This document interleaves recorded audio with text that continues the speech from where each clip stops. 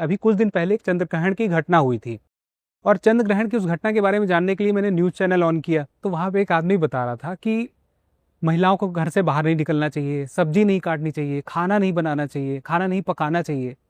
और दूसरी तरफ कुछ वैज्ञानिक ये भी बता रहे थे कि ये सब अंधविश्वास है, इसे मानने की जरूरत नहीं है, इंसानों को इसका कोई फर्क नहीं पड़ने वाला है। लेकिन उसके बाद भी मैं देखता हूँ लोग मानते नहीं हैं, उस चीज़ को फॉलो करते हैं। आपने जो टीवी डिबेट्स देखी होंगी, मेरे ख्याल से उसमें 6, 7, 8 लोग बैठे होंगे डिस्कशन में।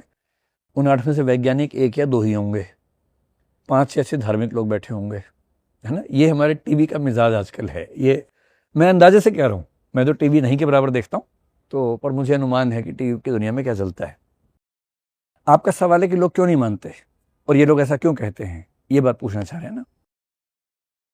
थोड़ा सा पीछे चलिए कि ऐसा क्यों हुआ होगा, क्योंकि आप में से किसी ने एक सवाल में चमत्कार शब्द का इस्तेमाल किया था, वहां से थोड़ा बात शुरू करते हैं। हम 70,000 साल पहले कॉग्निटिव रिवॉल्यूशन नाम की एक चीज हुई, कहते हैं कि वहां से इंसान ने लॉजिकली सोचना शुरू किया। ध्यान से समझना है, इस ब्रह्मांड की आयु 1400 करोड़ साल है, पृथ्वी की आयु 450 करोड़ साल है, जीवन की उत्पत्ति को 350 करोड़ साल हो चुके हैं। इन 350 करोड़ साल में केवल 3 लाख साल पहले होमो सेपियंस बने हैं और इनमें केवल 70,000 साल पहले इंसान ने सोचना शुरू किया है लॉजिकली। तो हमारे जीवन की कुल आयु 350 करोड़ साल में से सोचने समझने की आयु 70,000 साल की है सिर्फ, और कम से कम 3 लाख साल होमो सेपियंस वाले। लेकिन उसके पीछे की मेमोरीज तो आ ही रही होंगी जेनेटिक तरीके से हमारे पास। कई लाख सालों से इलॉजिकल, इररेशनल, अनसाइंटिफिक चीजें हमारी परंपरा में, कल्चर में हमें मिलती हुई आ रही हैं। ये हमारा मेकअप है, हम ऐसे बने हैं। इन 70,000 साल में भी अगर आप थोड़ा ध्यान से देखें, पहली बार लोगों ने दार्शनिक वैज्ञानिक प्रश्न कब शुरू किए। हम अगर वेद को सबसे पहला मान लें, हम अगर कहें कि भाई जो हमारे वेद लिखे गए वैदिक पीरियड में, अर्ली वैदिक पीरियड में, ऋग्वैदिक पीरियड में, वो सबसे पुराना मान लेते हैं, तो भी हम कितना मान लेंगे? 5,000 साल पहले मान लेंगे। अगर पश्चिम में देखेंगे तो मेसोपोटामिया थोड़ा सा पहले दिख जाएगा, ग्रीक वगैरह आपको करीब 2,500 साल पहले के दिखेंगे। 600 BC, आज 2100 है, तो 2,500 साल मान लीजिए। तो 5,000 साल पहले, सिर्फ 5,000 साल पहले दार्शनिक प्रश्न आने शुरू हुए। कुछ वैज्ञानिक भारत में भी हुए, कुछ वहां भी हुए, लेकिन विज्ञान एक एस्टेब्लिश ट्रेडिशन के रूप में वैज्ञानिक क्रांति के साथ अगर देखें तो 500 साल की बात है, मुश्किल हो 17-16 सेंचुरी की बात है। अब सोचिए कि इंसान की खास बात क्या है, उसके पास लॉजिक है। और हमारी पूरी कल्चर की डेवलपमेंट का जो सबसे बुनियादी लॉजिक है वो पता है क्या है? कि हर कार्य के पीछे कारण होता है, causation. There is a cause behind every effect. ये मोस्ट बेसिक आर्गुमेंट है, प्रीमाइस है, जिस पे हमारी सारी की सारी दुनिया तरक्की चलती है कि कुछ हुआ है तो कारण तो होगा ही होगा, ऐसे तो हो नहीं सकता है।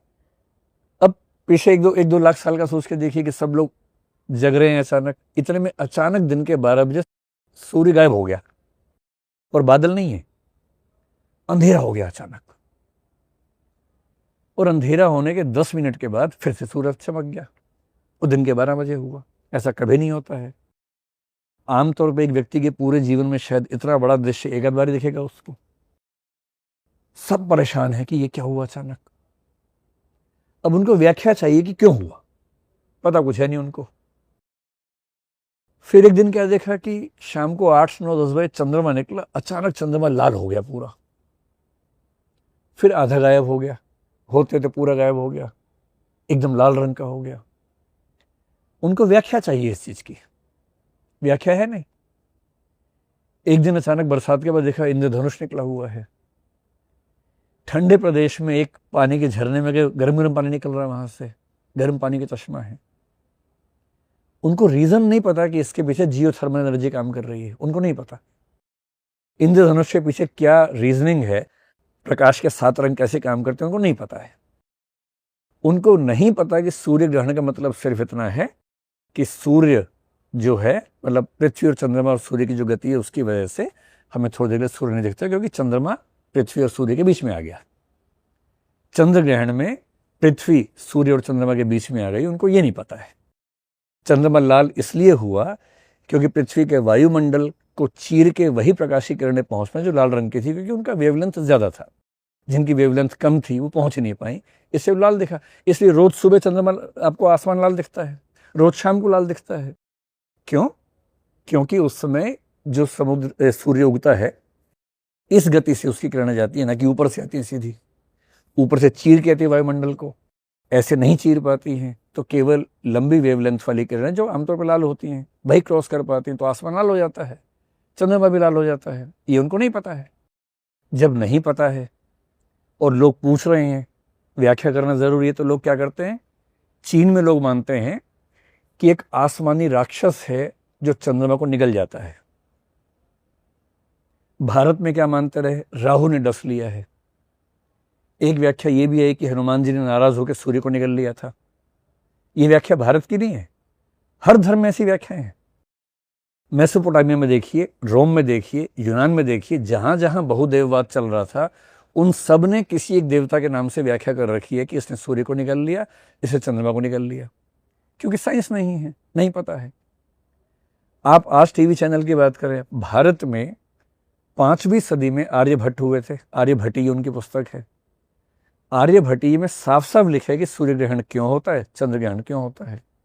हमारे समाज को कम से कम पिछले 1700 साल से 1600 साल से पता है कि चंद्र ग्रहण क्यों होता है। पश्चिम में 5th सेंचुरी BC में, यानी 1000 साल और पीछे जाएंगे, एनेक्सागोरस एक वैज्ञानिक और दार्शनिक दोनों था, वो हुआ। एनेक्सागोरस और भारत के चार्वाक लगभग सेम फिलॉसफी है मेटाफिजिक्स को लेकर।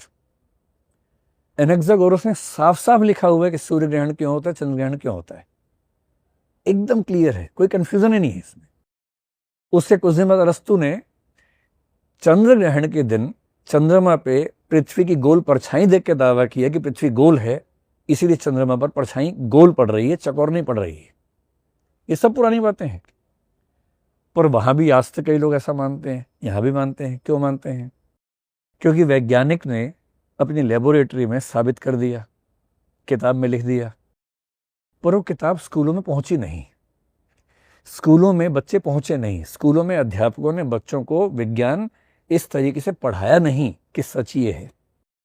धर्म की पहुंच व्यक्तियों तक, परिवारों तक, बच्चों तक विज्ञान की तुलना में ज्यादा रही।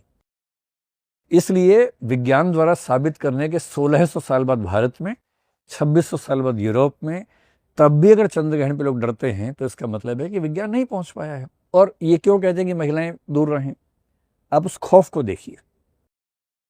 आज से केवल 4 पीढ़ी पहले मैंने आपसे कहा था कि एक एक घर में 10-12 बच्चे हुआ करते थे। आप एक काम करना, अपने दादाजी से पूछना कि आपके दादाजी कितने भाई बहन थे, जिंदा मुर्दा दोनों, जो मर गए बचपन में, उन सबको मिला के। जनरली वो संख्या 10 से ऊपर रहेगी, कहीं कहीं 15 होगी, कहीं कहीं 16-17 होगी। एक महिला 15-15, 16-16 बच्चों को जन्म देती थी। केवल आज से 100 साल पहले की बात कर रहा हूँ मैं, बहुत पुरानी बात नहीं कर रहा हूँ। ऐसा क्यों होता था? 15 बच्चे होंगे, 1 या 2 बचेंगे। गर्भावस्था के दौरान बच्चे को जन्म देने के प्रोसेस में 1 लाख में से लगभग 1000 महिलाओं की मौत हो जाती थी। हर 100वीं महिला मरेगी बच्चे को जन्म देते समय। उस समाज में बच्चा कितनी कीमती चीज है कि जो पैदा हुआ मर ना जाए। 15 में से 12-13 मरने हैं। गर्भवती महिला मर सकती है। कुछ भी अजीब सा हुआ तो लोगों ने क्या कहा, भाई तुम संभल के रहो, कहीं कोई किरण तुम्हें परेशान ना कर दे। आजकल हम क्या करते हैं, छोटा बच्चा होता है, बोलते हैं सोते हुए मोबाइल फोन दूर रख के सो। हमें नहीं पता कि मोबाइल फोन के विकिरण से नुकसान होगा या नहीं होगा, कोई स्टडी नहीं है। मोबाइल फोन आए हुए 20-25 साल हुए हैं। मोबाइल फोन के रेडिएशन से हम सब पे क्या प्रभाव पड़ेगा ये पता लगते लगते 20 साल और लगेंगे अभी। पर अज्ञात का भय हमें भी तो है। मैं खुद भी सोता हूं तो मोबाइल फोन थोड़ा सा दूर रख के सोता हूं। दिन भर साथ में रखता है, रात को दूर कर देते हैं कि भाई कहीं विकिरण का असर ना पड़ जाए। चंद्र ग्रहण, सूर्य ग्रहण में उनको तो डर लगता होगा कहीं रेडिएशन का असर ना पड़ जाए, गर्भवती महिला के घर पे ना पड़ जाए, बच्चा मर ना जाए पेट में, ये औरत ना मर जाए। इसलिए हर समाज अपनी ज्ञान की अवस्थाओं के हिसाब से डर, खौफ पैदा करता है और वो ठीक है। दिक्कत ये कि आज ऐसा क्यों है, क्योंकि हम वैज्ञानिक बातों को पहुंचाना कम ज़रूरी समझते हैं। और टीवी चैनल्स के बारे में अगर आप समझें, टीवी चैनल का धर्म ये बिल्कुल नहीं है कि आपको ज्ञान दे। उनका क्या पर्पस है? प्राइवेट चैनल्स हैं, पर्पस क्या है कि प्रॉफिट कमाएं। प्रॉफिट कैसे आएगा? ऑडियंस बंधे रहेंगे तो आएगा। आज की दुनिया में आप में से कौन टीवी देखता होगा? आप सब यूट्यूब वाले हैं, फ़ोन देखते होंगे। आजकल टीवी कौन देख रहा है? बड़े बूढ़े देख रहे हैं। टीवी देखने वालों की औसत आयु 40 प्लस जा चुकी होगी अब तक मेरे ख्याल से। बड़े बूढ़े लोग टीवी ज़्यादा देख रहे हैं। उनको आस्था, अंधविश्वास में फंसाना ज़्यादा आसान भी होता है, क्योंकि उनके बचपन से परवरिश वैसी रही है। इसलिए 8 में से 6 धार्मिक लोग होंगे, 2 वैज्ञानिक होंगे जो कम बोल पा रहे होंगे। और डर सबसे ज़्यादा बिकाऊ वस्तु मानी जाती है। अगर आप विज्ञापन की दुनिया के नियम पढ़ेंगे, किसी को प्रभावित करना हो, कन्विंस करना हो, सबसे अच्छा तरीका मनोविज्ञान मानता है, उसको डरा दो। इसलिए इंश्योरेंस बेचना हो तो पहले ऐसा विज्ञापन दिखाओ कि एक महिला का पति अचानक मर गया, बेघर हो गई क्योंकि इंश्योरेंस नहीं था, और फिर कहो तुम्हारा पति जिंदा है, तुम तो ले लो इंश्योरेंस। अब सब महिलाएं पति का इंश्योरेंस करवा देंगी तुरंत। खौफ पैदा हो गया ना। डर से ज्यादा कुछ नहीं बिकता है। और इसलिए जब आप कहेंगे चंद्र ग्रहण में डरना है, तो लोग चिपक के टीवी देखेंगे। आप कहेंगे डरने की बात नहीं है, चैनल चेंज कर लेंगे। बांध के रखना है ना। तो टीवी की अपनी इकोनॉमी है, उस विज्ञापन की इकोनॉमी की बात करना अलग है। तो आपके सवाल के मैंने 3 जवाब दिए कि टीवी ऐसा क्यों दिखाता है, खौफ क्यों पैदा करता है, क्योंकि उसका ऑडियंस वैसा है और चिपकाने के लिए भय की अपनी कीमत है। और ये ज्ञान हमें है या नहीं, तो बहुत पहले से ज्ञान है। फैला क्यों नहीं है? क्योंकि हमने विज्ञान को ठीक से फैलाया नहीं है। हमने अब तक उतनी मेहनत नहीं की। अगर उतनी मेहनत करेंगे तो चीज़ें ठीक रहेंगी।